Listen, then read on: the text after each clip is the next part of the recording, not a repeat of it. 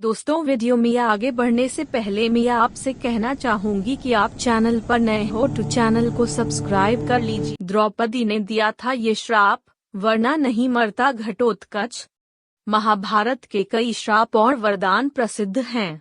जैसे अम्बा ने दिया था भीष्म को श्राप, पांडु को दिया था एक ऋषि ने श्राप, कर्ण को परशुराम जी ने दिया था श्राप, अर्जुन को उर्वशी ने, श्री कृष्ण को गांधारी ने, अश्वत्थामा को श्री कृष्ण ने, दुर्योधन को महर्षि मैत्रेय ने, राजा परीक्षित को शमीक ऋषि के पुत्र अरिंगी ने दिया था श्राप। उसी प्रकार द्रौपदी ने हिडिंबा के पुत्र घटोत्कच को एक श्राप दिया था। भीमपुत्र घटोत्कच की चर्चा उनके विशालकाय शरीर को लेकर और युद्ध में कोहराम मचाने को लेकर होती है। कर्ण ने अपने अमोघास्त्र का प्रयोग दुर्योधन के कहने पर भीमपुत्र घटोत्कच पर किया था, जबकि वह इसका प्रयोग अर्जुन पर करना चाहता था। यह ऐसा अस्त्र था जिसका वार कभी खाली नहीं जा सकता था, लेकिन वरदान अनुसार इसका प्रयोग एक बार ही किया जा सकता था। यदि कर्ण यह कार्य नहीं करता तो युद्ध का परिणाम कुछ और होता।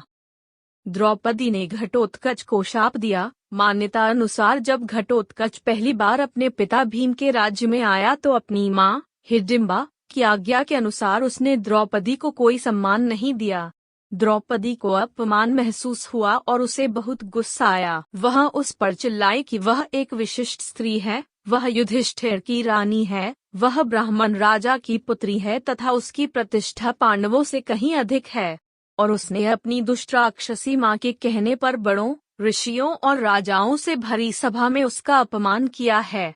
जा दुष्ट, तेरा जीवन बहुत छोटा होगा तथा तू बिना किसी लड़ाई के मारा जाएगा। घटोत्कच के एक पुत्र का नाम बर्बरीक और दूसरे का नाम अंजनपर्वा था। भीम के पुत्र घटोत्कच का विवाह दैत्यराज मुरा की बेटी कामकंटका से हुआ था। इस कामकंटका को भगवान श्री कृष्ण ने वरदान दिया था कि तेरी कोख से एक महावीर पुत्र जन्म लेगा, जिसको युद्ध में कोई परास्त नहीं कर सकेगा, वो सर्वशक्तिमान होगा। भीम पुत्र घटोत्कच का पुत्र बर्बरीक दानवीर था।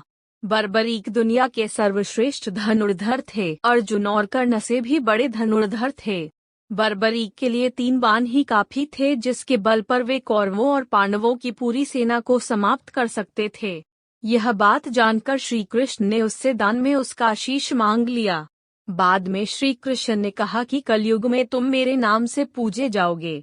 वर्तमान में उन्हें खाटू श्याम कहते हैं। दोस्तों, आपको ये जानकारी कैसी लगी कमेंट करके जरूर बताएं और वीडियो को लाइक एंड चैनल को सब्सक्राइब जरूर करें।